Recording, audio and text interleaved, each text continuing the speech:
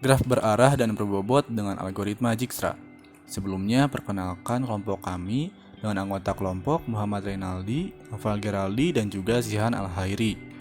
Topik pembahasan yang kami akan bahas yaitu graf berarah dan berbobot, algoritma Dijkstra, dan juga contoh soal. Graf adalah kumpulan dari simpul dan busur yang secara matematis dinyatakan sebagai G sama dengan F, E, di mana G sama dengan graf, F sama dengan simpul atau vertex atau node atau titik, E sama dengan busur atau edge atau arc. Bisa kita lihat dalam gambar di samping, terdapat graf. Graf tersebut memiliki simpul A, simpul B, simpul C, simpul E, dan simpul D. Dalam kelima simpul tersebut, ada edge yang menghubungkan antara simpul. Bisa kita lihat dalam hubungan antara simpul A dan simpul B dihubungkan oleh edge 1 dan juga edge 8.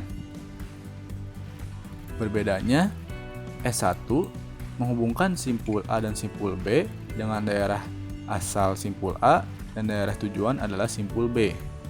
Sebaliknya, simpul B dan simpul A dihubungkan dengan edge 8 dengan daerah asal B dan juga daerah tujuan adalah simpul A. Graf berarah dan berbobot, direct graph. Graf yang setiap sisinya diberikan orientasi arah disebut sebagai graf berarah. Secara umum, sisi berarah disebut dengan busur atau arc. Pada graf berarah A, B dan B, A menyatakan dua buah unsur yang berbeda. Dalam arti kata bahwa A, B tidak sama dengan B, A. Untuk busur A, B, simpul A dinamakan simpul asal dan simpul B dinamakan simpul terminal atau simpul tujuan. Bisa kita lihat bahwa graf di samping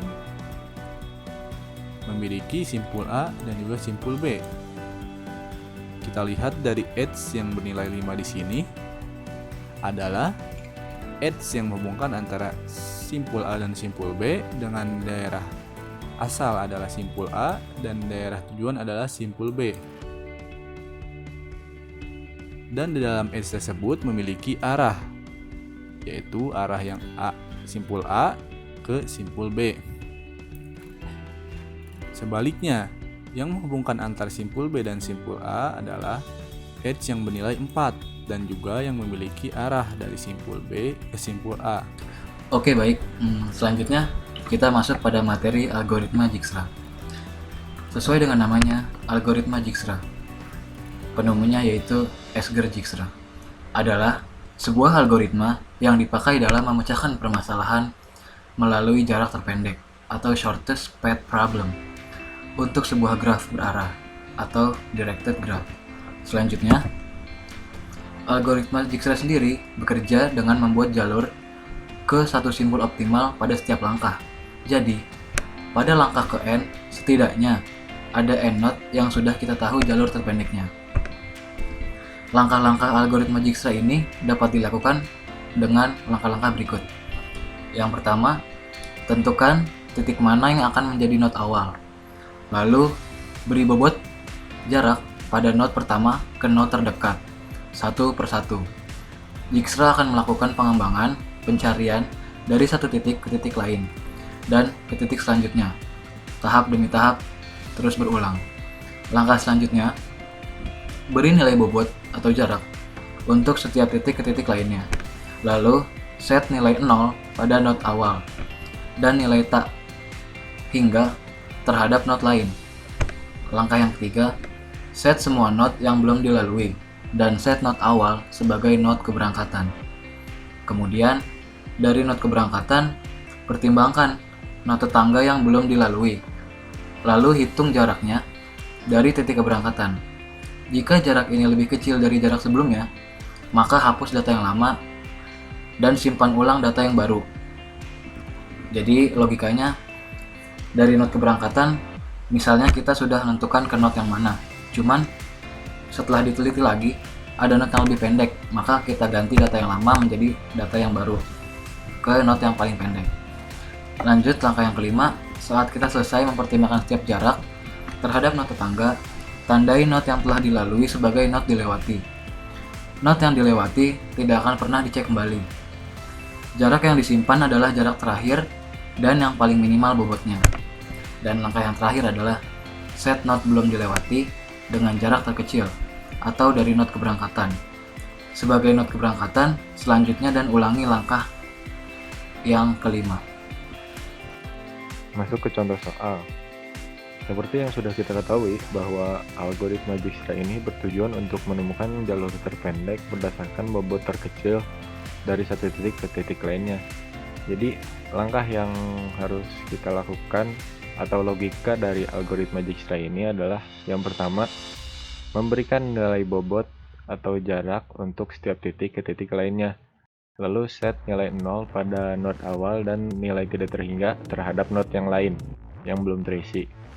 Set semua node belum terjamah dan set node awal sebagai node keberangkatan. Dari keberangkatan, pertimbangkan node tetangga yang belum terjamah dan hitung jaraknya dari titik keberangkatan.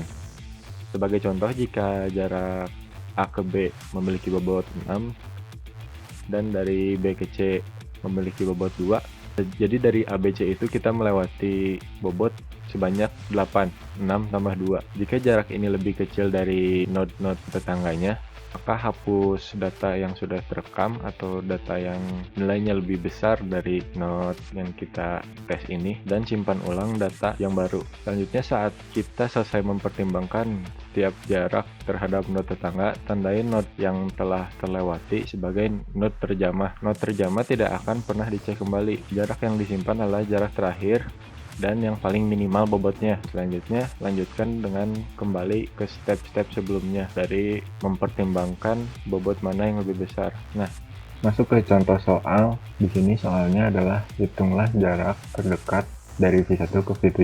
Yang pertama kita ambil adalah, di sini ada 3 kemungkinan. Kita ambil bobot terkecil yaitu 5 banding 12 dan 7 karena 5 paling kecil.